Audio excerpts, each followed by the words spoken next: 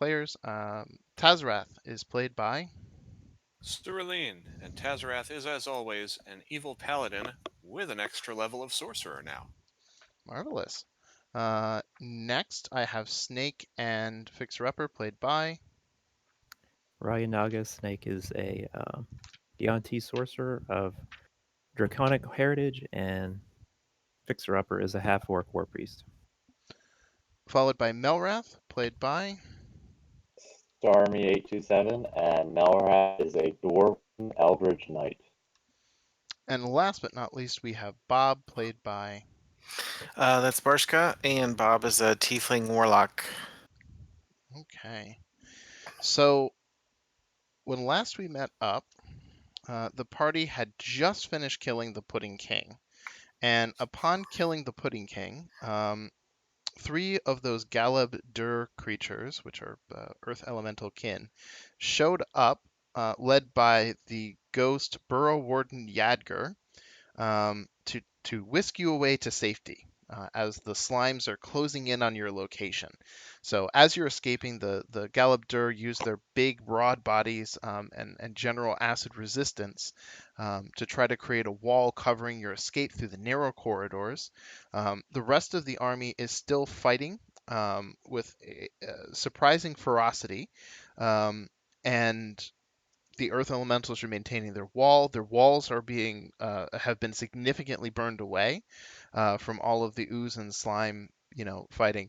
At this point, the oozes and slimes are no longer being directed with a single will. So there, if you by killing the slimes in the immediate vicinity, there's not another wave like immediately behind them ready to continue wearing down the defenders.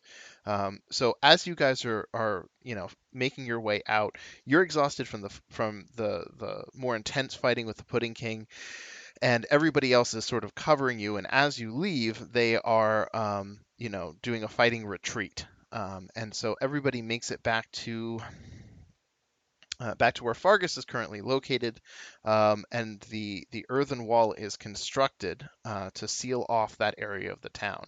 Now, when you finally make it out of there, um, um, Dro- Drogi, Seni, and what's his name? Well, not Droki, he was in a jar. Yeah, I don't remember his fucking name. Oh, here, uh, Dorbo, and Seni. Um, Rush forward and congratulate you on your destruction of the Pudding King. Um, at this point, um, since you have done our city such a service, um, we have been discussing ways to get you back to the surface with our scouts. We have that information ready, but if you would like the opportunity to rest, then we will provide free lodgings, and if not, then we will hurry you to the surface, so that our gratitude is genuine. I think I speak for everyone when I say I could use a bath. Marvelous. Well, head on over to. Let me scroll a little bit on the map. That would be funny. The foaming mug, and oh, there we go. The foaming mug and rooms and baths are already prepared for you. And then when you're ready, you can come see us. So at this point, I'm going to go ahead and give everybody a long rest. Long rest. I really wish I could figure out a way to just do this for the whole party. There has to be a way. Can I do it? Nope, can't do it that way. Long rest.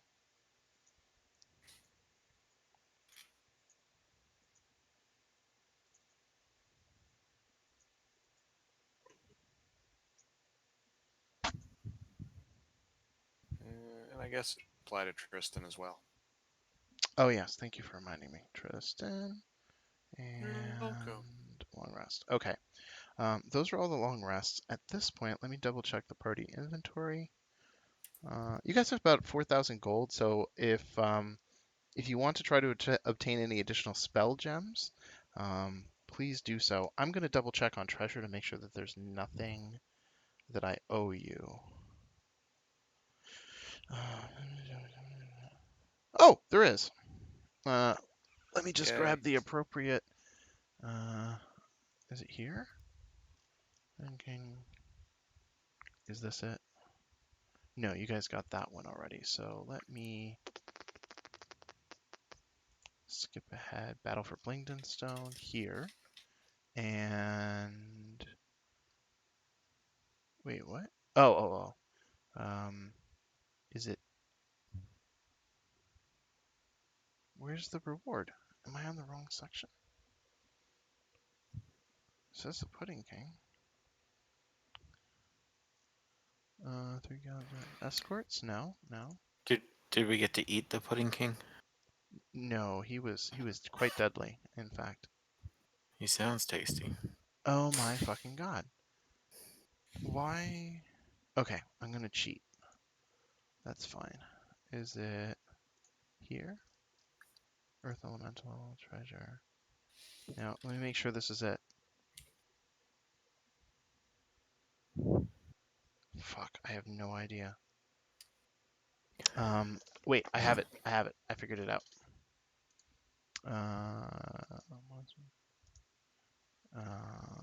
Magic items. Close that.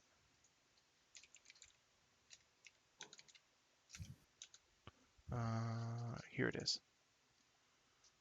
Touch the ground, use speak a word, conjure. Oh. Oh. This is way better than I thought it was. Okay, cool. So let me just clear out some of this gunk real quick. Boop. And here. So, the following morning, when you return from your rest, Dorbo turns over a irregularly shaped brown stone. It's about the size of your fist, and it's laced with a number of clear crystals, lancing back and forth across its surface. This is a stone of controlling earth elementals. Actually, apparently there's a picture, so I'll just share it. Click that. If the stone is touched to the ground, you can use an action to speak its command word and summon an earth elemental. As if you would cast the conjure elemental spell. Obviously, it can't summon anything other than earth elementals when the spell normally can. And the stone can't be used again in this way until the next dawn. And keep in mind that because a rest takes 8 hours, and you could presumably do 2 long rests in a day, just because you rest does not mean the stone will be re-available. Does that make sense? Right. Okay. So, it does, however, require concentration for that elemental to be cast, even though you're using the stone. So whomever is holding it should be someone that doesn't otherwise have something to concentrate on. So who wants the stone? It should probably go to the warlock, to be honest. You cool with that, Kyle? Let's do it. Okay. All right, so distribute. All right. So at this point,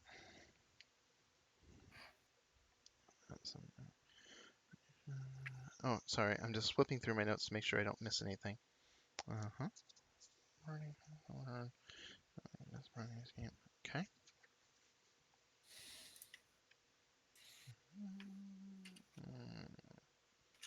Okay. So, a scout is hanging out nearby. He's particularly thin for a gnome. He looks a little bit antsy to get going. And Dorbo and Seni said there is a particular passageway that we have to the surface. We secured it prior to the battle that you underwent a couple months ago to make sure that we had an escape route away from the Dark Elves, as they would be unlikely to follow us to the surface, even though it'll hurt us about as much as it'll hurt them.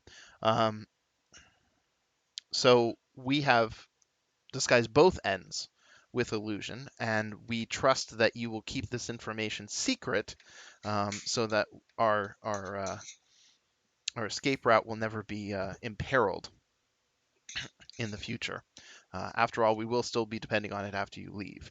So, is there anything else the party wants to do before going up those stairs? Hmm. I'm gonna close You that. know, there's not all that much that we can buy here in terms of equipment, right? It's If you like full plate was something I think you guys had talked about at one point. That's obtainable. And additionally, like normally it would take like an amount of time to create the full plate, and it will still take that amount of time. I can just skip it. You know what I mean? right. I think we had wound up trying to say splint mail, and then we realized Tazarath just doesn't have the strength for it. Oh, that's why we didn't do it. Okay, that makes sense. So yeah, I can't think of anything. Okay. Okay. Give me a moment longer. I'm just flipping through some stuff to get set for the next fight. Oh, I found it. Okay, I've got everything I need. So at this point, you all have everything that you need. All of your supplies are prepared. Um, the scout doesn't seem to be especially talkative. Um, I guess in his line of work, talking is not something that's normally needed until you get back. So he takes you out of the city, and once again, you're in the dark and winding tunnels of the rest of the Underdark. And as you move left, right, up, down, around corners, you get this strange feeling of being watched, and you make it a I don't know, pretty decent distance. It takes about 6 hours to get away from the city, far enough that you're approaching the tunnel that they had in mind. And as a result, hang tight for just 1 second.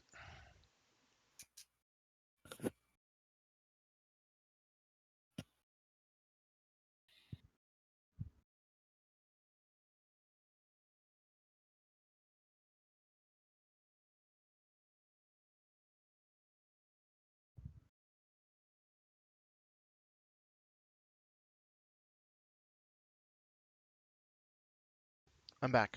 So, right, you have the sensation of being watched. You make it to a a long tunnel, and on the right side of the wall, um, the scout suddenly just makes a very sharp turn. And even though you know that there's something there and disguised, it looks surprising as hell to see him, just walk through it because, you've been traveling for 6 hours and nothing had happened, and then just without a word, he suddenly vanishes into a wall.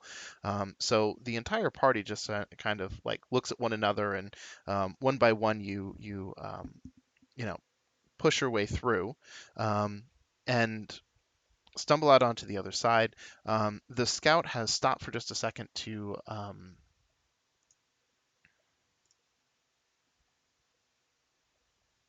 yes. The scout has just stopped for a second to check his compass or something of the nature. And as you guys are sort of waiting for him to get his bearings and continue forward, suddenly from the illusory wall, another deep gnome scout pops out. He looks very panicked. He's sweating heavily, and he's heaving. And he looks up at you and says, "There, there, there's a party of drow. They've been following you, and we tried to distract them, but they're they're almost here. You've got to run. You've got to run all the way to the surface." How many of them are there? Uh, is an entire warband. They, they brought one of their priests, some woman with a tentacle rod. Ooh. Friends of yours? We don't know them, but they I seem was, to ta- be. Huh? I was talking to party members. Oh, 'Cause I don't know Ilvara. that's true. That's true. You don't. You had actually heard because at some point I'll assume that you guys had filled Chris in on the backstory up until that point, Chris's character. So you're vaguely familiar with the description. Um, anyways, the scout says, I've still got 4 or 5 other scouts, and they're trying to hold them off and slow them down, but you got to go. And then the scout that was leading you has a grim look on his face, and you think he cusses, but you don't speak Gnomish, so. Anyways. But I do. Oh, he says, "Fuck." There you go. This passageway is a straight shot up to the surface. There's only one thing that could possibly slow you down. Because of the way that it enters out onto the surface, when it rains, a whole lot of water washes down this tunnel, and you might have to fight against it if it's raining on the surface. You'll see some of the channels where water flows otherwise, but yeah, so go. I'll do everything I can to slow them down. Thank you. Okay, so they vanish back through the passageway. You guys start headed up. Now, just so I get a general sense, in the event that we're going to do kind of a chase thing right now, if you remember the chase that we did through Blingdenstone trying to catch Droki, we're going to do something pretty similar to that. And if you guys feel like standing and fighting, all you have to do is say so. At the moment, you're in a passageway that is 10 feet wide and about 12 feet tall. So, you know, it's a pretty narrow space to be fighting in. But yeah, so that's how we're going to handle it. So Mike, the my question to you before you continue. All of this is rock and stone, right? There's no loose earth that I can move around. not yet, but as you get closer to the surface, there will probably be some loose earth mixed in with, you know, stone. I have tactics in mind, if you guys are okay with that. Can we ask how many are make up a typical band? Oh, well, actually, just for the purposes of this, if you guys have any questions, just ask them. I will give you. Let me see. Hold on. There's one. The scout estimated that there were between 4 and 8 drow, and that's not an answer to the typical squad. It's reports from the scouts trying to count the number of drow. However, they also can't get too close to them. The drow are experts at moving through the Underdark, and they tend to sort of spread out and try to pincer their enemies. So that is an estimate. It's going to be something between that number. We could summon a bunch of earth elementals and get things ready. Right. But do you guys think we should fight them now or wait till we're closer to the surface? Well, if don't worry about that just yet. If it becomes relevant, I will absolutely let you know. But what I was trying to determine was narratively, if you guys are determined to just run for it, because once you get to the surface, if it's sunny, the drow are fucked. Like they have disadvantage on all attack rolls. So, and actually, let me just pull this up real quick. Don't we win when we get to the surface? That's one theory. I thought that was the goal the whole time. I guess Yeah, not. to get back to the surface. Why? Oh, here it is. While in sunlight, the drow have disadvantage on attack rolls as well as on wisdom perception checks that rely on sight.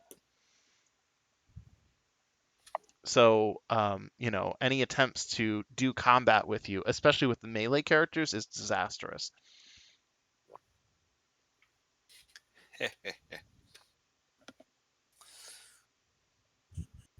So anyways, any other questions before I proceed? Because yeah, and actually, are you is there a possibility of standing and fighting, or do you think you're just going to run for it? I could go either way, but I'll let everybody else. I say let's run. Yeah. I like fighting. Okay. Well, Should we vote? well, let's see what Brett has can to say we first. run for a while and then, and see what happens? Sure. So it sounds like we're evenly split. So I know what to do, and I'm just going to go for it. So the party, at bare minimum, you know you're going to need to get some lead on these guys. There's a chance you can make it to the surface, so you start running. Now, the angle of this tunnel to the surface is about a 55-degree angle. So running is relative, but at the same time, it's also going to slow them down as well. And at least at this point, you have a height advantage. So for imaginarily, we'll say, the next 10 minutes or so, you guys are really huffing, you're pushing, trying to get up and up and up and up. Fortunately, that 55-degree angle really gets shallow down to about a 38-degree angle. And it becomes a lot easier for you to not run, but make it at a jog. And so you guys are moving, you're moving, and you start to hear some sounds behind you. And you sort of look back, but you kind of can't see too much, behind you. Your dark vision, since everybody in the party has it, only goes to 60 feet, and beyond that, it's really difficult to get a sense of what else is out there. So having a sense that you might in fact be getting caught up on, you continue to push, you continue to really try to make it as fast as you can, and give me a second longer here. Mhm. Ah. Um, from behind you in the passage, a voice booms incredibly loudly. It is a drow female, and she says, "Slaves! We are aware that you are attempting to flee to the surface. You have no hope of making it. We will catch you. If you stop now and surrender, we will make sure that no excessive harm comes to you." Now, this person, like, you guys are at this point fairly advanced mages, clerics, sorcerers, warlocks. You recognize this to be the effects of a thaumaturgy spell magnifying someone's voice.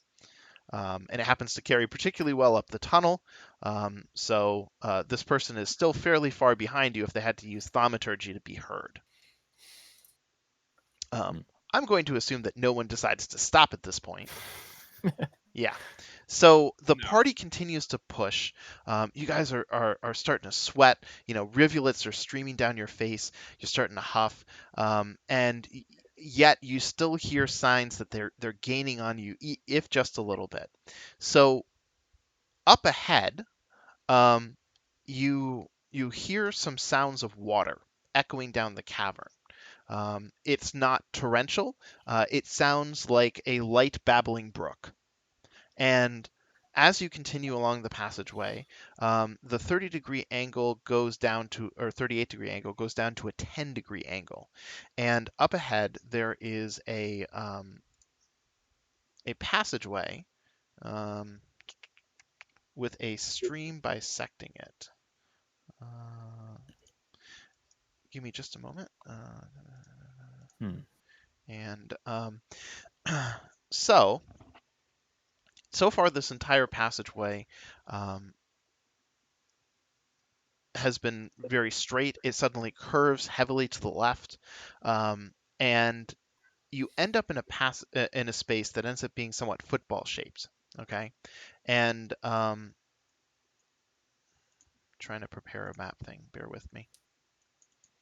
I think if I do this, nope, that's not it. I think if I do this, good, that works. And then I can go like that. And then I can go like that. And like that. That'll more or less do it. Anyways, you guys proceed. You're racing for a bit. It flattens out, which makes it so much easier for you to actually start gaining ground. At this point, there's a decent chance you could run, but this space is moderately large, and it is a flat-ish cavern.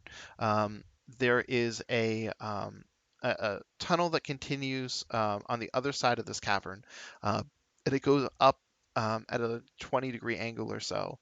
And there is some water in the central portion of it. It looks like with water having run down here for who knows how long, centuries, it's actually dug a small stream bed into the center of the space. So in the center of a 10-foot passageway, there's a stream coming down.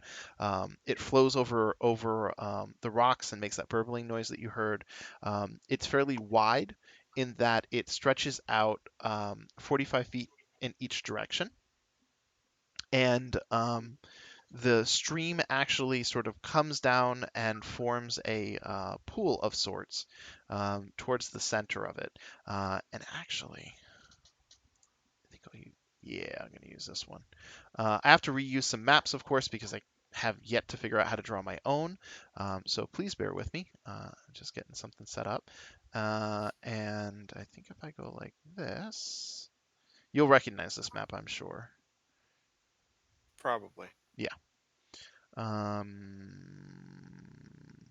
This will be approximately close enough. And then I'll go like that, and then I'll go like this, and then I will cover, oops, that's not it. Cover this part back up, and then, Did anybody use that filter of love yet? Because I really want to. At least once. at least once. Well, you may yet have opportunity to use it. So, I'm sure.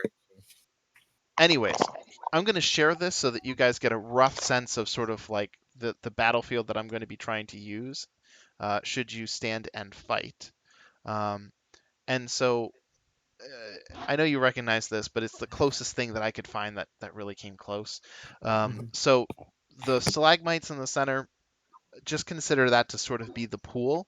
The pool is only about a foot deep, and it flows off to the left into a wall through a small stream. So the pool itself is only going to be rough terrain or difficult terrain, I should say. And then all the rest of this is pretty much normal. You don't have to worry about the levels that are shown on the map or the pool in the sort of northern corner. Just consider all the rest of it to be flat ground if that works.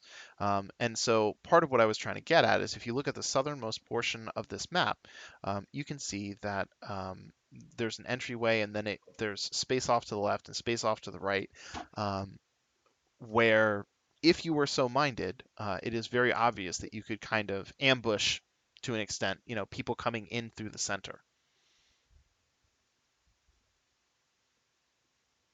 It sounds like that's what he wants us to do. It's an option.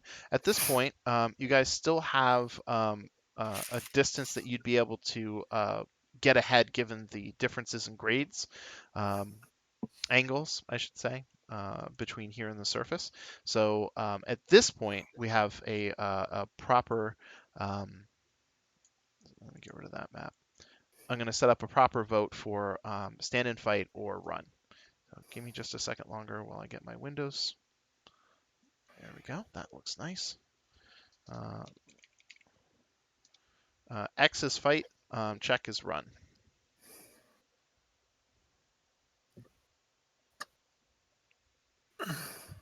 Well, democratic process is complete. So I'm going to start plopping down people on the battlefield. And we have an actual grid this time, which is lovely. Very nice. Yeah. High class here. Snake. Okay, so everybody's on the battlefield.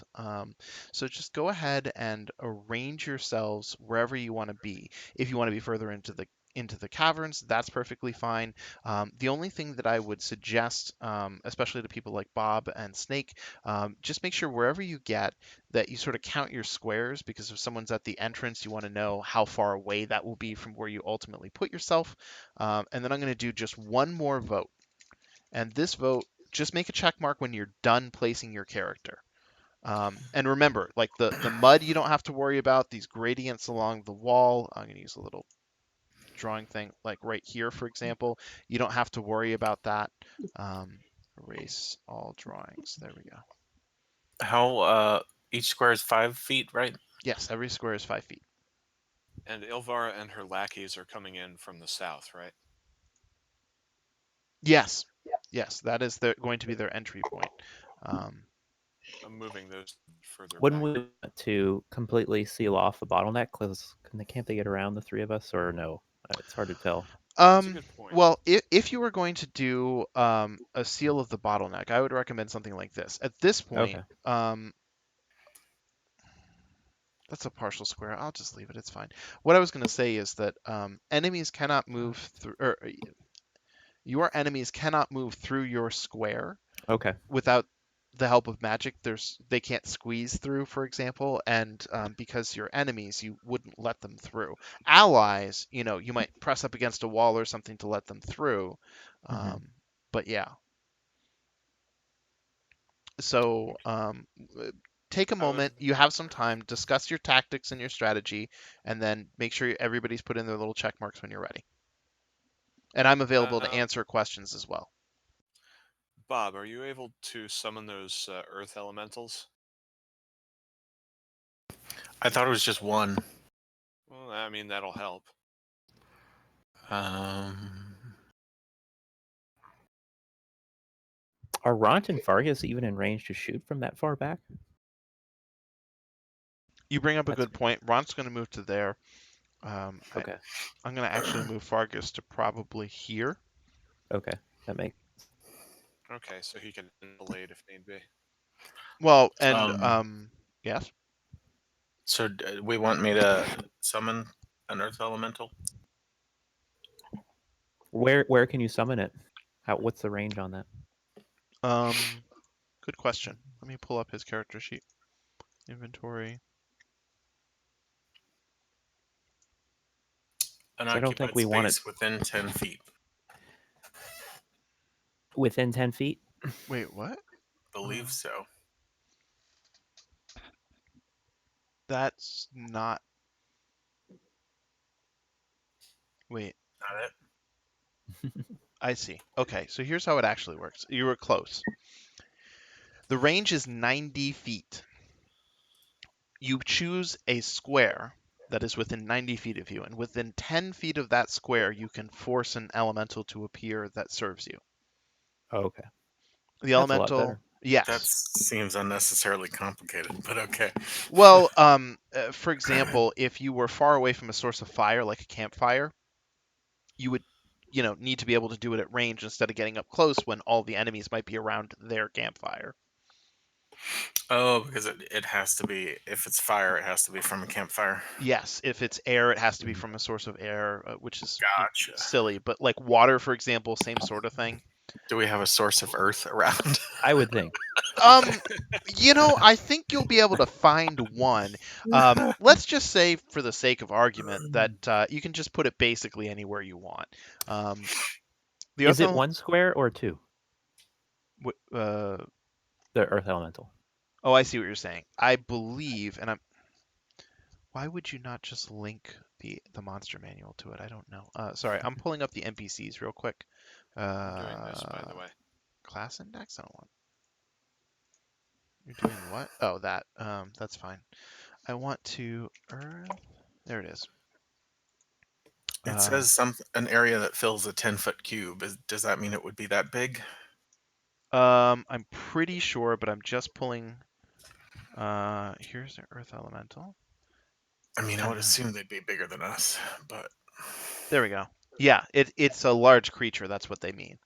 Okay. All right. Well, we don't want to do that. No, it's fine, but we can move. I think you guys can Right. move it Okay. because it's an allied creature.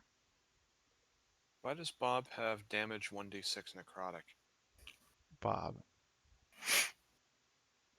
I think that might be a leftover effect. Yes, but the question is from what? Who knows? It was almost a month ago at this point. Really? I thought it was like 2 weeks, but okay. Yeah, I think it's 2 weeks there, bud. Well, he wasn't there a week, though. Oh, okay. Oh! Yeah. He's not going to be here next week either. Did you guys let me get hit when I wasn't here? Because that's rude. We tried to kill you multiple times. You were the rot of that session. Damn it. You were knocked out, you were in death saves, and you just got lucky. Also, that AC3 was from like a mage armor a long time ago. Wasn't it? Yeah, but I always just like I know you have mage armor. I know that you would reasonably use it. I'm never gonna like, give you shit about whether or not you've used mage armor today. I'm just gonna leave. I'm just gonna leave the effect on there. Like, there's no reason to be a dick about it. Yeah, you just check off the slot every day, and it's Yeah, there. sure. Well, it's especially because it's a once a day thing. It's Yeah. not like he could cast it with extra warlock spell slots, so it's less of an issue to me. Anyways, so okay, the earth elemental's there, and actually, let me just do one more thing. My +2 AC should probably not be active, but whatever. Well, is your 5 hit points, is that a concentration thing? Armor of Agathis is not a concentration thing. I just Okay. turned that on just now. Right. So what I was going to say is, as long as that's not concentration, if you want to prepare, because you are ahead of them, by casting a spell to help defend you, then you can do that, and you can have your bonus AC of 2. Alright. The only other thing that I was trying to do was to see if I could give control. Wait, what is this? Oh, okay. If I could give control of the monster to Kyle. But Hmm. I think that's possible. Wait a minute. Delete token visibility. Oh, I can move it. Okay. Yeah, because he's an Yay. allied creature, you guys can Mhm. move him. But what I was trying to do was Stop spinning him actually around. give possession of him, because I think that would carry with him his monster stat block. Oh. Um, You so spin me right round, baby, right anyways. round. Okay. So here's what I'm going to tell you instead. So for the Earth Elemental, his hit points are 17. This one has 126 hit points. It is capable of burrowing 30 feet. It can actually merge with the Earth, move through the Earth, and re-emerge from the Earth for a distance of 30 feet. Oh, so it can go right underneath us then. Yes. Or Nice. through the walls and just Kool-Aid Man into them. It could. It Oh can, yeah. because of its ability to meld with Earth. It can actually just be a part of this block and attack outwards. Oh, okay, cool. So wait, what was that mold earth spell? Does that include the earth elemental? The Earth Elemental has such good control Damn. over its shape that it'll just change whatever you change. I was gonna say, could we give it like spikes or something? You could ask it to manifest spikes, but that has no practical effect on the creature's stats. It's good for wasting time though, so I approve. Additionally, the Earth Elemental can see any creature that is in contact with the ground, regardless of whether or not it is visible. Cool. So if an invisible creature is standing on the ground, it will see it. But we won't. No, Right. but if he starts attacking the air at a specific spot, you can bet that there's a reason for it. You know, I was getting there. All right. Yeah. So his traits are Earth Glide. The elemental can. Wait a minute. Can I just do this? Click that. See if it works. Did it work? Yay. Does. Oh, Oh, okay, my great. Then this is the stat block for it. What I want you to do, Kyle, grab the dragon head and drag it to an unoccupied quick bar slot. What's a quick bar slot? Do you see underneath the dice modifier where it says 1, 2, 3, 4, 5, 6? Those are quick bar slots. You can move Yeah. attacks and commands to there. Gotcha. Yeah, so move it into one of those so that you can always have the stats for Earth Elemental. There's several lists of Okay. them too. If you hold down Control, if you hold down Shift. Alt. And in fact, I'm going to Oh, put yeah. him There in. over here. You know what? That might have helped me earlier when I was trying to level. Well, here's the other thing. Right now, since you know how it works, you can also go through and grab like all the damage and attack rolls for all of your spells and just put them there.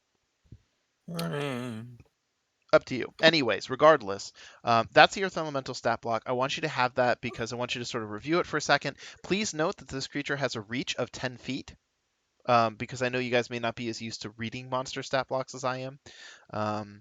And it also makes 2 attacks every time it attacks. It has a multi-attack, just like Chris and Eric. And again, reach of 10 foot. So even if you put it here, they can attack to the other side of Chris and Fixer Upper. So, okay. Is everybody set? Do you have any other spells that you want to cast to prepare? Especially trap spells like glyph of warding or something. Wish I had taken that. Yeah. I have anything else? Oh shit. Hopefully that was only one attack. Okay, it sounds like people are pretty much ready, so I'm going Wait to. a minute. I've already got one concentration. I can't do bless. Oh well. No. Would it make sense to cast tentacles in an area, or they just not walk into it? Hold on just a second. Just channel them into a Oh, narrow area. for fuck's sake. Actually, that doesn't look so bad. I'm gonna Um, cast Spirit Guardians, so that lasts 10 minutes. Okay. There you go. Anyways, as far as the tentacles go, the important thing to know is that, like, if for some reason your melee characters wanted to move across that space, those tentacles will not distinguish friend from foe. Hmm. So, It also says duration 1 minute. So well, 1 minute is 10 rounds. Or is that right? Each round is 6 seconds. No, it's 10. Yeah, it's 10 rounds. They say 1 minute because they wanted to distinguish between combat use and real world use so that people aren't trying to, summon tentacles for non-combat purposes. Does that make sense? what kind of non-combat purposes? Building actually was my main thought. I don't know where your filthy mind was. Okay.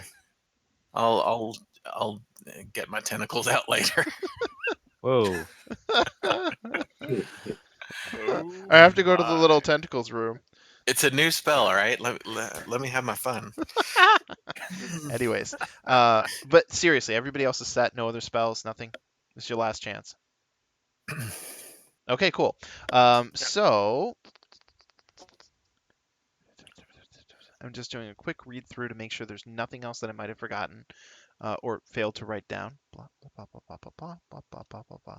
And then, oh, they gave me that as well. Wonderful. I won't have to go searching for that. Wow. Wow. That is so stupid. Okay. Thank you for that.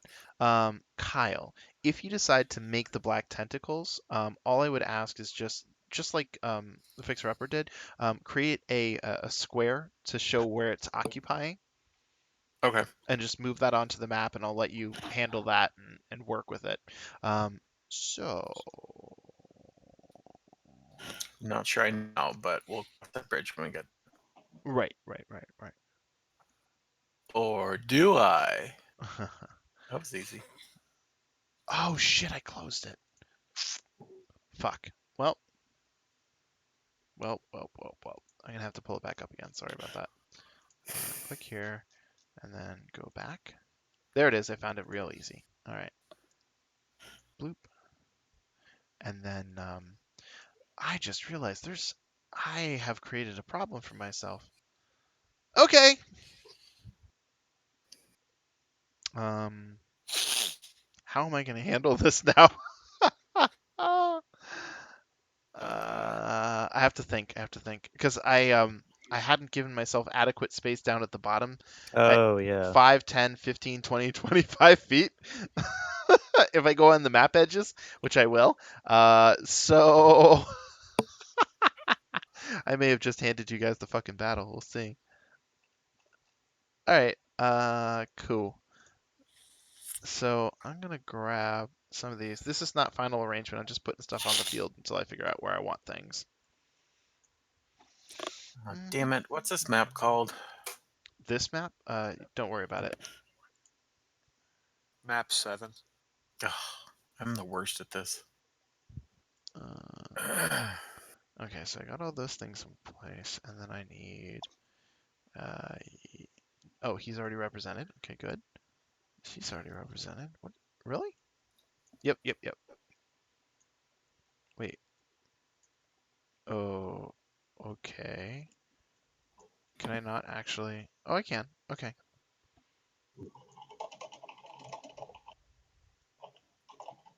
And then there's okay. All right. Now I just have to figure out how I'm going to arrange these, and then I'll be set to start. When creatures are unidentified, I can't see their name either. Oh, actually, you know what? There we go. Whew. And who is the other guy? Is it this one? It is. Click. Okay, so I identified the names of drow that you met previously. So now if you mouse over them, you'll be able to see which ones are named and which ones aren't. And then, Oh yeah, them. yeah. And how am I going to handle this? I think that the best way to do this is to make it such that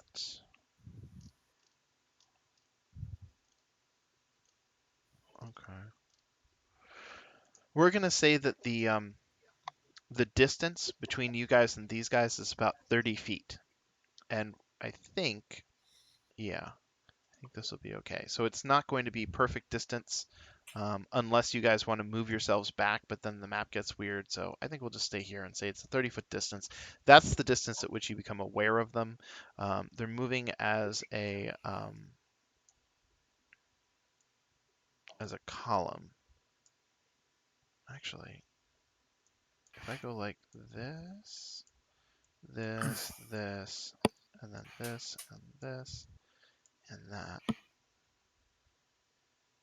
Make sure this is who I think it is. Okay. Wait, I'm definitely missing someone. You. There we go. I knew I was missing someone. Now I've got everything I need. Okay, so the front two creatures are 30 feet away, which means each creature behind them is successively 5 feet further backwards. Because it doesn't make sense that they would suddenly appear within, say 15 feet of you guys without you being aware of them, right? Right. Okay. So so this is where we're going to sort of start the round. You guys have had your chance to prepare. Let's see. The first person in combat is a monster. Shouldn't we roll in it though? Oh, you guys should roll in it. The monsters already have. Oh. Yeah. Fair point.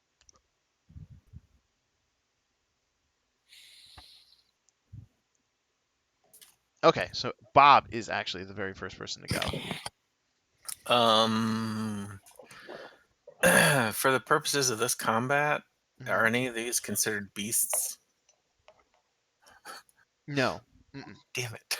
Mm-mm. Trying to Can't use the filter of love on them. No, I can't use any of my fun. I wanted to dominate it. Which is Oh! also, Wait, you took Dominate Beast? yeah. Oh, cool. Cool, cool, cool.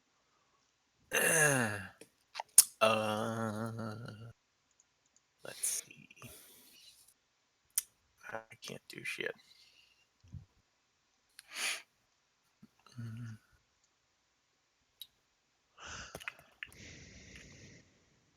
Don't you have a good AoE thing? He does. Okay, good. I do. Yes, you do. Why are you laughing? Because I just I'm waiting to see if you figure it out. Oh, the tentacles. That's an option, yes. It's not the option, but it's an option. What are you guys trying to tell me here? As the DM, I really do want you to figure it out. I'm not trying to be an ass. Just here's all you have to do. Why don't you announce your spells? We'll figure it out for you. That's an option. The only other thing that I would say is just open the dragon head for each spell. You'll figure it out. I don't like this.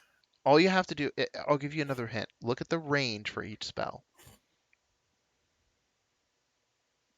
I don't like this. I promise you'll figure it out. There's only so many things on the list. Start with the leveled spells. How about a dispel magic? That might be handy later. Can Bob and There's- Snake swap orders?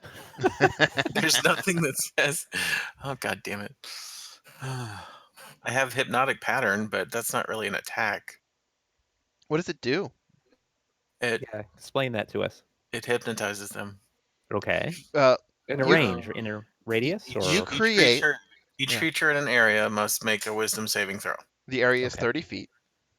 okay. Mhm. 30 So foot get cube. all of them.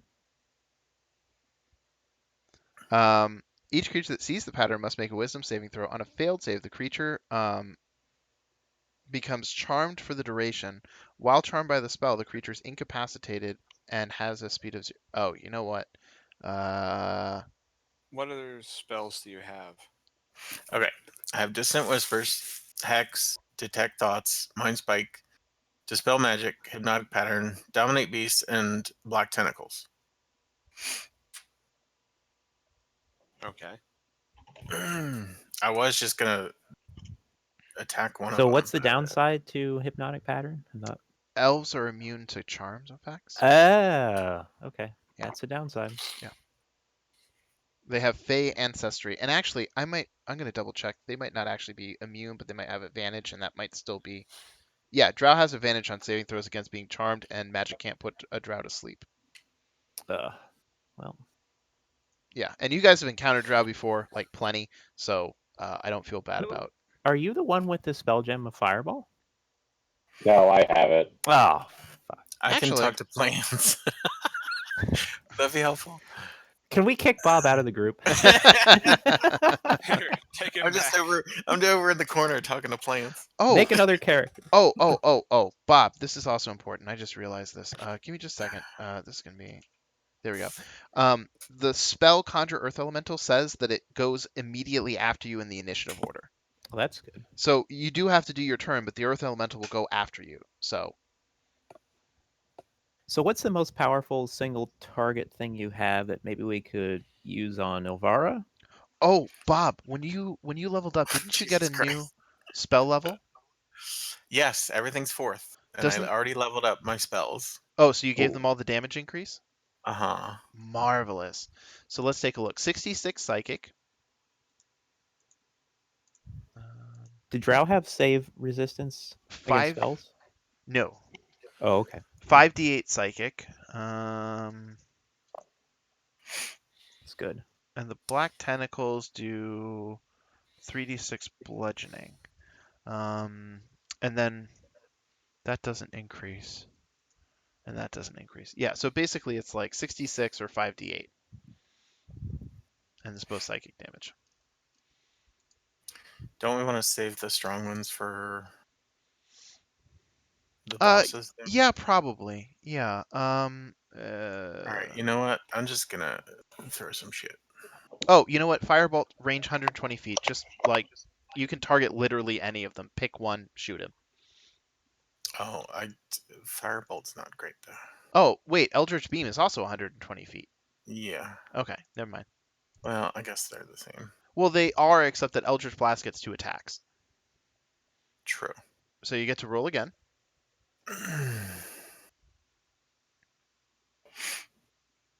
Okay. So both of your attacks hit from a distance. What is that effect? Expired. Oh, I figured it out. I figured it out. There is a I'm just gonna subtract. Wait a minute. Why did it only do 1d10? Yeah, that should be at least. Because it's one beam. It's Oh, 1d10 that's right. each. Oh, okay. So Yeah. then that was 1 point of damage to whatever it was you hit. So I'm just gonna add that in there. There we go. The extra d6 is from your spell Hex. You can choose a target, and then that creature takes an extra d6 every time you hit it. So the last time you were in combat, you hex something. No, I just got that spell. Oh, then I don't know. Maybe you were fucking around with it. I don't know. But Okay. that's the only thing I can see that would give you that effect. No, he's got some sort of an effect on the Eldritch Blast, if I recall, No. just from some sort of warlock craziness. No, I haven't taken any of those. I thought you did. I think he did too. Hold on a second.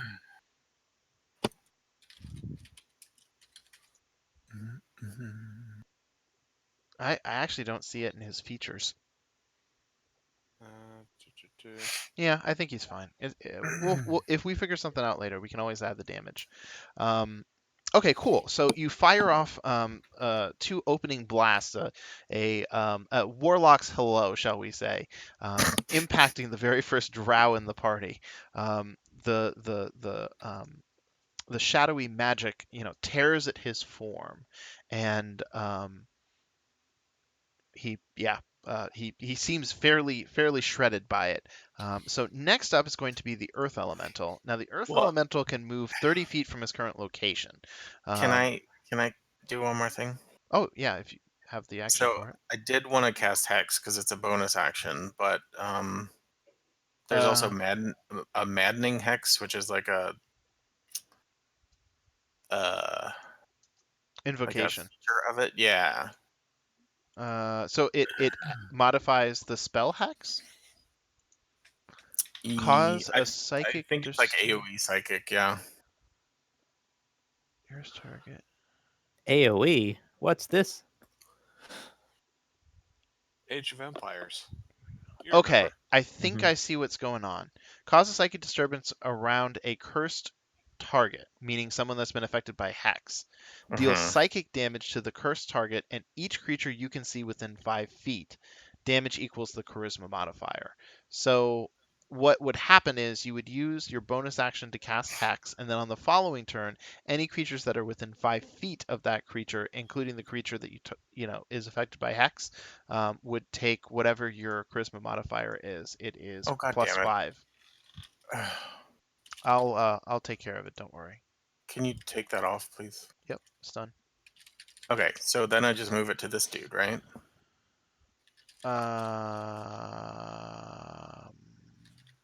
I think that's going to modify his roll, but if it does, I'll take care of it.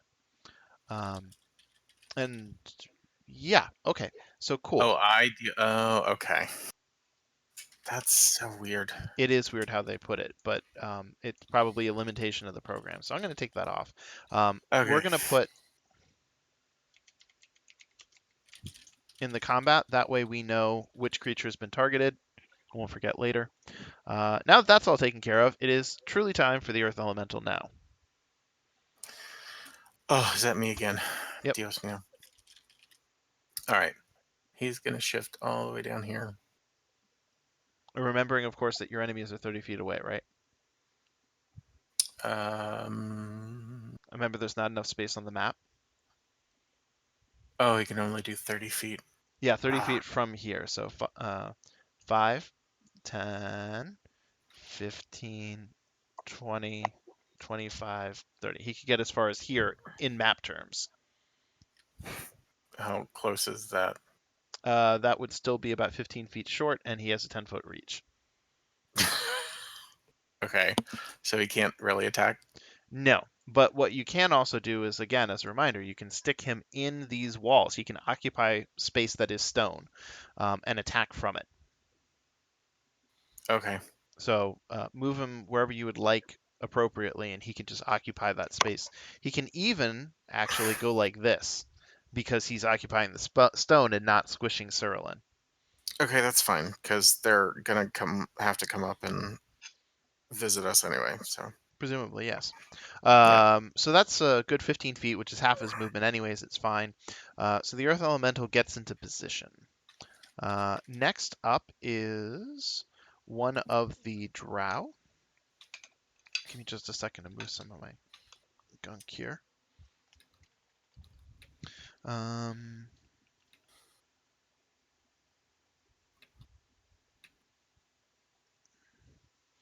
Okay, so he's located there. He can make that move, that move, that move. Okay. What is the distance on this? 60 feet. Okay.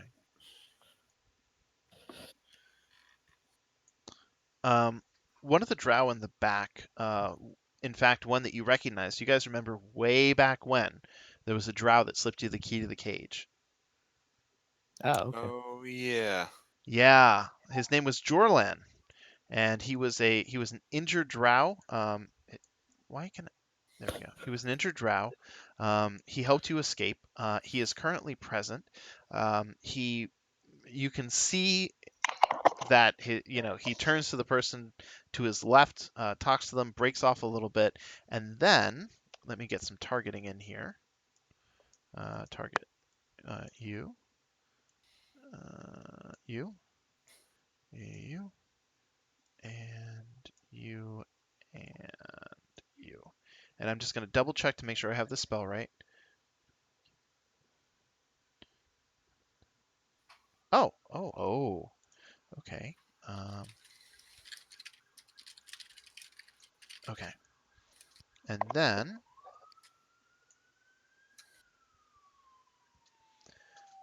let's Oh. see. Failure, success. Okay. From a distance, Jorlan waves his hands and spits something in drow. And so as a result, a 20-foot cube lights up with fairy fire. It manages to affect. Wait a minute, did the earth elemental save? No, That failed. He failed. Okay. So, anyways, multiple creatures have been affected by fairy fire. You can check your stat block to see if you were one of them. And Jorlan is now 15 feet. Oh, sorry to interject, but Snake does get save versus spells advantage. Oh, I didn't know that. Roll again. Just roll another d20, and we'll add to the modifier +3 before you roll. Okay.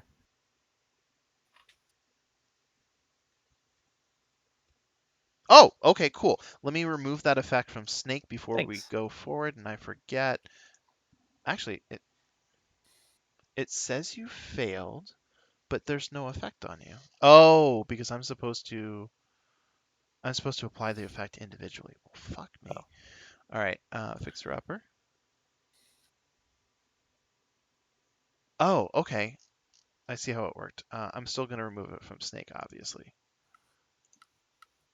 There we go. And everybody else. So they know the earth elemental's there now. Yeah, because his outline is glowing in the rock. So you know. Yeah. So, anyways, they have advantage on anybody they attack. Just so we know, I'm gonna type this in just to keep me honest and to help you guys out. There we go. I don't know if that's really going to help as much as I want it to, but here we are. Next up is which one is this? This is the one closer to the back. Yeah, I know who this is. Let me just double check this. Okay. So this is the individual that Jorlan said something to before departing. He's going to move like so, and I'm going to say,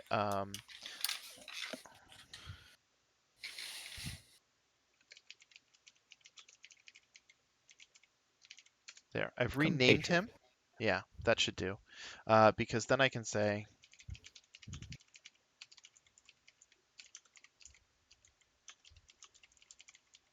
there. So now he's in position. Jorlan's compatriot pulls out something from his cloak, and wow. He rolled an 18 and he still missed. You have some excellent armor. From the darkness, a viscous glob is launched in your direction, and you actually manage to dodge out of the way, despite not seeing it except maybe 5-10 feet in front of your face. And it sticks to a patch of ground behind you, and then it kind of hardens in place. So you have missed. You've been missed by a spell effect. Now, Ilvara in the very back. Oh, God.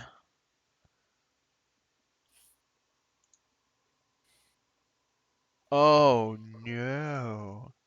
I bet she has big AoE effects. I think she does.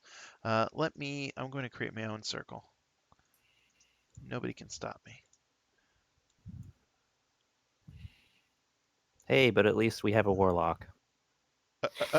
Wow. Wow.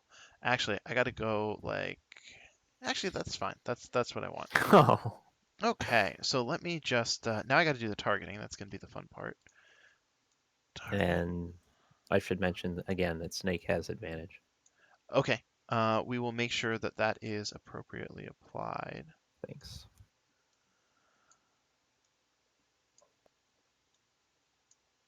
Okay, every single creature has been targeted. Let me also. So I'm gonna. Is this a fireball? No, fortunately for you. Um, First, I'm gonna roll the. Let's see what we got. Failure, failure, failure, failure, failure, success. So the only person who saved, ironically, was Snake, who was almost bound to save in the first place. That's real bad.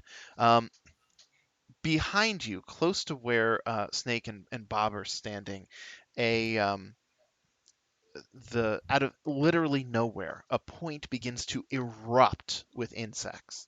Um, Swarming, biting locusts suddenly fill in mere seconds a 20-foot radius sphere, spreading around corners and lightly obscuring the area.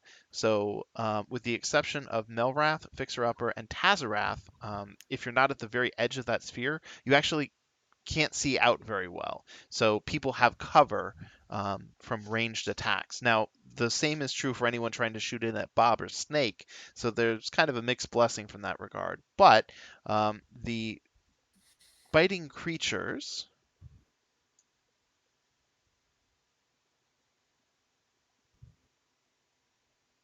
Okay, cool. So Tezzeret succeeds. The biting creatures. Oh, and Snake had it automatically applied. Oh. The biting insects instantly down Ront. They swarm him and start to consume his form. Um, Everybody No. else who isn't Snake actually takes 16 points of damage. Tazarath partially absorbs some of the damage thanks to his temporary hit points. But yeah, 16 points of damage to the entire party. Now let me just make sure of this. Now, is that a lingering swarm? Yeah, I'm getting all the details. The sphere's area is difficult terrain. When the area appears, we make the Constitution saving throw. 4d10 on fail save, half as much on successful one.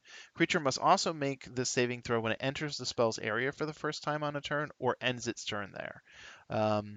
And so this does not do persistent damage. You take the damage.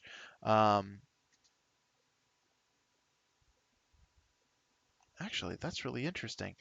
It appears the damage is only on initial. So if you were to leave the sphere and then walk back into the sphere, the light obscurement and the difficult terrain apply, but you don't take additional damage. Just so that we're really Interesting. clear. And in fact, if you weren't in the area and stepped into it, you wouldn't take additional damage. So there you go. A massive swarm of insects explodes outwards, and they nom on you. And then I'm also going to move her here.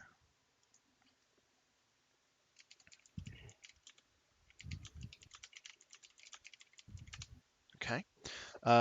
Next up is Ront. I'm going to roll a death saving throw for Ront.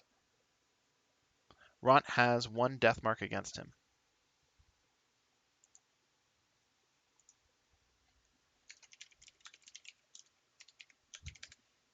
There we go. And now I found a way to apply it. Marvelous. Let me not do that. So anyways, he's done his death saving throw. So next up, and then he is okay. Move him to here, and then yeah. So one of the Drow soldiers, How close is he now? Is he within my range? 10 feet. So then he would be affected. Yes, he will be affected. So it's when he enters the space for the first time in his turn? I believe so. I'm just double checking. Sure.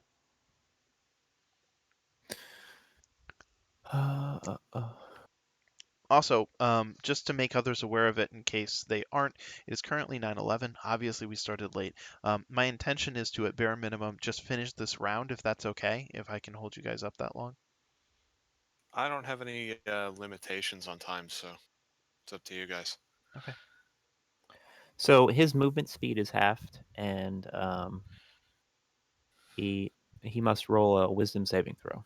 Okay. Can you drop the effect on his head? Like, Sure. you can tell which one it is, right? Is it 2? Yes.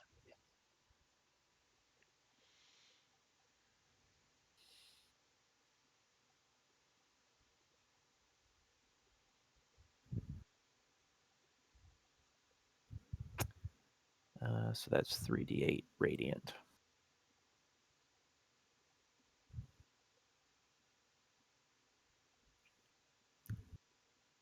Okay. Huh. So he failed, so he took full damage. Okay, so he starts off at a disadvantage. He's also bloodied just before he even gets to take his turn.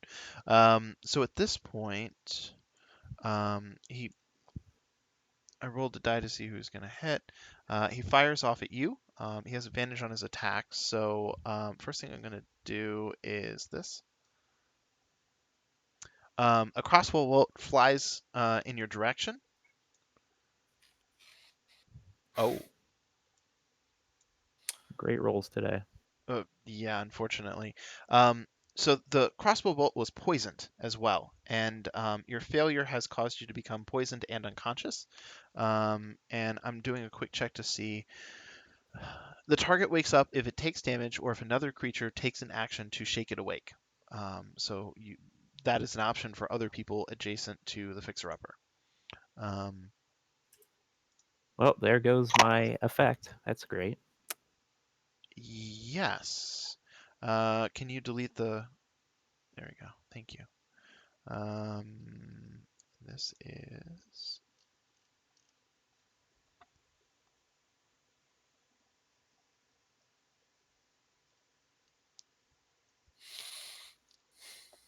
Okay.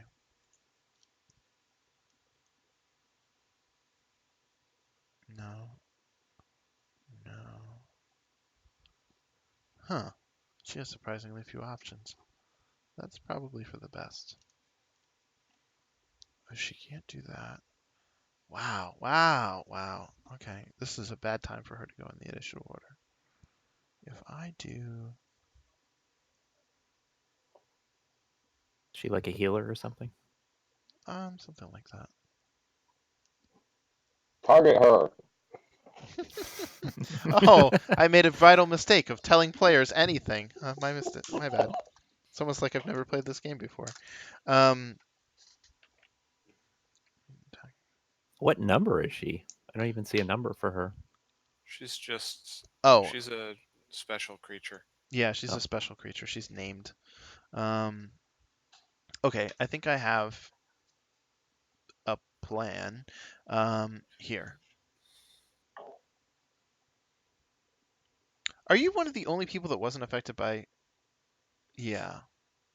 Okay. Yeah. A radiant bolt streaks across the battlefield. I'll move her to here. Melrath, you are up. All right. I want to use burning hands. Let me move my cone over here. Oh, because it can reach out to 15 feet, can it? Yeah, and I was going to do that, and I was going to up level it to level second level. So 4d6 on Nice. those 4. Nice. Okay. So just get your targeting straight. Or do you need me to do that? I think I got it. I would start it at that corner next to Fixer Upper and point it south. Well, Jorlin's compatriot. oh yeah. Is he on? He's on the left side. Also, because numbers 1 and 3 haven't moved up yet. Oh, I guess I could move down and get the guy on the far right too. No, but 1 and 3 aren't there. They haven't moved up yet. Right. So you're getting 3, but you could. Just for You the could purposes of your targeting, because I see Chris's point. Yeah. So if you pointed it southwest, you could hit Ilvara and Jorlin's compatriot and such. Yeah, actually, And all get- of those creatures have acted and are within approximately 15 feet of you. Especially if you move forward one square, you can definitely get Ovara. Yeah, you can get all 5. And also, you can actually move, cast, and move back if you want to. I'll just move and cast. Okay. So let's just assume you don't really have to. Actually, I can just go like that. There you go. Uh,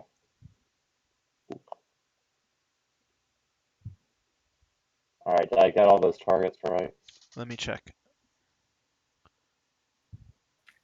Yes, you have all the targets right. All right, and I'm gonna then move these guys back. so I just throw burning hands now. Success, failure, success, success, failure. Okay. All right, and I use a second spell slot. So do I right So click on the D6 or? yep, until you get 4. Yeah. Ooh. Okay, so let me find those creatures. Uh, and where's the other one? This one. Well done. So moving forward, you spread your hands before you. You speak the magical words, and gouts of flame emerge from your hands, much bigger than you were expecting. They end up immediately searing both of the very close drow casters that were, or no, sorry, drow soldier units, for but lack of a better term. Um, they burst into flames, they scream and fall to the ground and cease moving. Everyone behind them ends up, still taking a decent amount of splash, but they remain standing. Um, Anything else? Nope, that's it. Okay. So Fargus is going to move to like here, and then Wait, he's staying within the insect? that's a good point. I had forgotten. He has light obscurement. Does he want to do that? It's He's only a gonna get minus eaten. 2. He's What? going to get eaten by the insect if he stays in there, is the thing. Chris? There will be no additional damage from the insects now that they've been cast. Oh, okay. I Yeah. forgot about that. Yes. Okay. Just making sure. Um,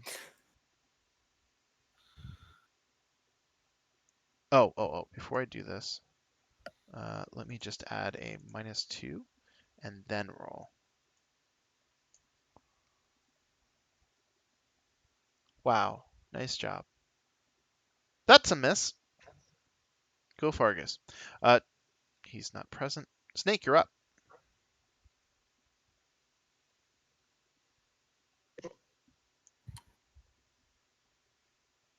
So that's 20 feet. What? Yeah, because I can't properly represent the distance. Oh, And that's also, right. she is actually 20 feet away from you. I had written that way up in the chat. So for purposes of targeting. Oh, So the ones that haven't moved yet, 1 and 3, correct? 1 and 3 are the only ones who haven't moved. They are 30 and 35 feet, respectively.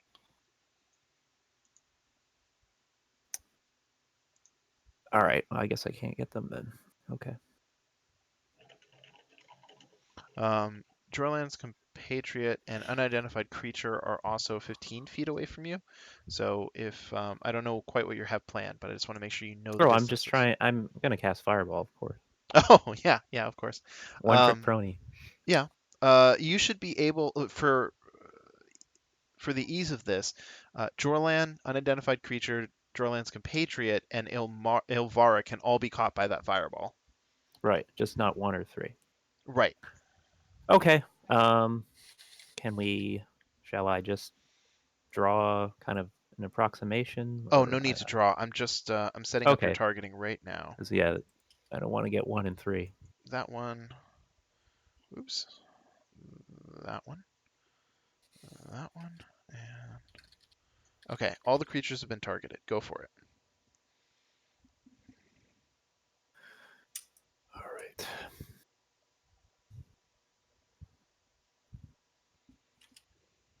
Ooh, nice failures. Every single one of them is a failure. Well done. Thanks. That's a lot of ones. Wow, that is Ooh. just awful. So +3 to that. Okay. I will make sure that a +3 is added. Shitty rolling. This one goes to. We're not rolling well this time. Nope. Actually, I'll just do that. Good news. And I'm checking the rest of these.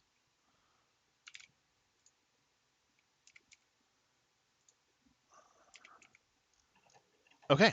The fireball, does that beautiful blossoming of death that you're so fond of. When it streaks across the battlefield and impacts the other drow female, the once unidentified creature, is hit by the blast and doesn't seem to have the fortitude to sustain through it. She is engulfed by the flames and also goes down. Um, Ilvara, Jorlan's compatriot, and Jorlan all look a lot worse for the wear, but unfortunately for you, Jorlan barely managed to succeed on his concentration check. And so Fairy Fire persists. Anything else, Snake, before I move? Nope. Okay. Fixer Upper remains poisoned and unconscious. Tazarath, you are up. Hmm. So what should I do? Who is within melee? Oh wait, Jorlan himself is pretty close. He's within 15 feet of you, so within movement, certainly. Could I move to the spot that is supposedly occupied by number 3? Yes, and in fact, what I'm just going to do is move both of these back. Thank you. Mhm. Okay, doing that. Gonna full attack with smites in both cases. 1 second. Actually, Well, second level smites in in both this cases. particular instance, because you're going to be using spell slots, and I don't think it's appropriate for you to use them unnecessarily, roll your attack and then roll your damage, because in the event that he goes down from however much damage you deal, you won't have wasted the second attack. Okay. Rolling that damage. Oh! Jorlan is a slippery little bastard. He is quick on his feet, and unfortunately, your greatsword means that you are a bit of a lumbering combatant. But you gear up for a second swing. I do. Fortunately, the first one was something of a feint. While it didn't connect, it did allow the second one to follow through nicely. Okay. 2d6 plus 2.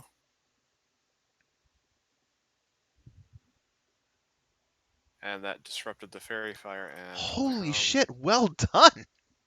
and smite. Second level smite is 3d8.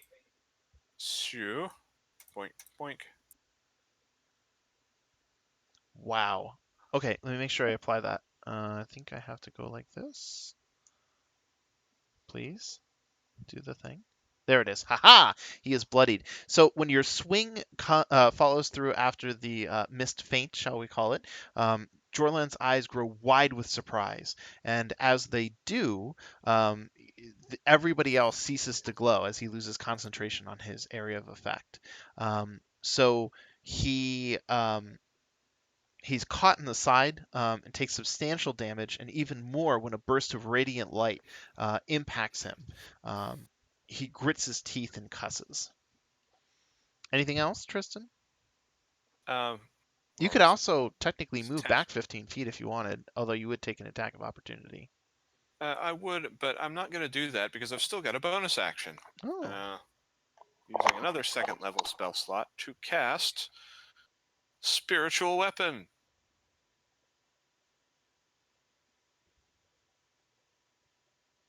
So it will appear. oh, you need a token for it?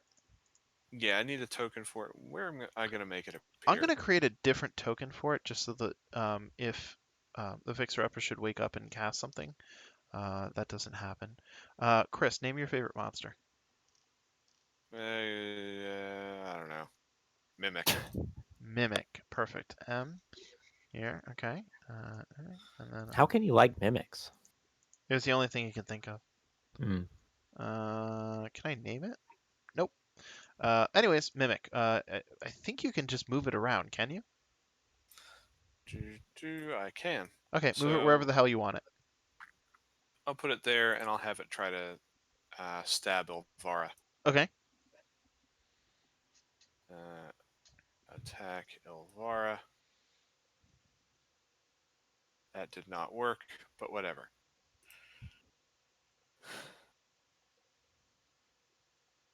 I believe that's it for my turn. Okay. Yes, right. So that's you, and then I go to the next creature.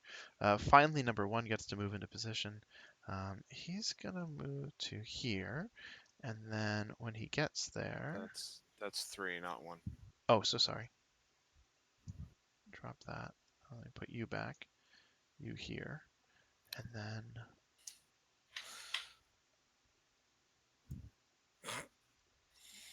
okay. This one moves into position.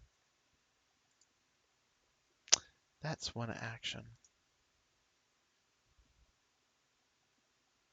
I see. This one moves to there. Now everybody's in real distance. And what he's going to do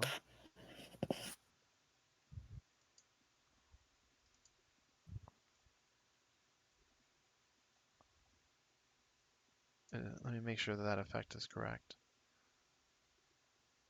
15. Okay. Okay. And then I just have to move where it's located. Come on. On. Oh my god, it's so fucking finicky. It's because of this secondary. Oh, I got it. I got it. Like so. The 15-foot space is now pitch blackness. The creature casts darkness. Snake's gonna think I should counterspell that. Yeah. Tough to say. But I Thought mean, you have the opportunity. So just take a moment, consider it, and we can determine. And then it's 9:30, so once you determine that, I'll just take some notes and you guys can be on your way. what is I'm not familiar with the spell, so can Oh, someone sure. read it? Yeah. I get 1 Magical vivid depth. darkness spreads from a point you choose within range to fill a 15-foot sphere for the duration. The darkness spreads around corners. A creature with dark vision can't see through this darkness, and non-magical light can't illuminate it. To be very specific, darkness also extinguishes magical light of spells of its level or lower. So if you just cast the cantrip light, it would be Mhm. extinguished by darkness. You can't get rid of it that way. But if you were to cast Daylight, which is a 3rd level spell, it would in turn banish darkness. Does that make sense? Yes. Okay. If the point you choose is on an object or you are holding or one that isn't being worn or carried, the darkness emanates from that object and moves with it. So you can, in this way, put darkness on a coin.